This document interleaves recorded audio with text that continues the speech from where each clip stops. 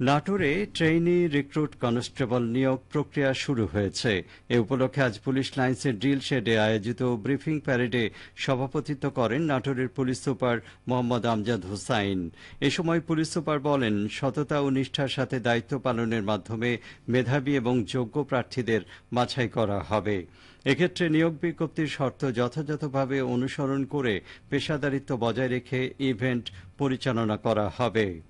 অনুষ্ঠানে পুলিশ সদর দপ্তরের প্রতিনিধি এআইজি আলী হায়দার চৌধুরী, অতিরিক্ত পুলিশ সুপার শামসুন নাহার এবং নিয়োগ বোর্ডের সদস্য হিসেবে রাজশাহী জেলা পুলিশের অতিরিক্ত পুলিশ সুপার কুদরতি খুদা শুভ এবং পাবনা জেলা পুলিশের অতিরিক্ত পুলিশ সুপার প্রণব কুমার উপস্থিত ছিলেন।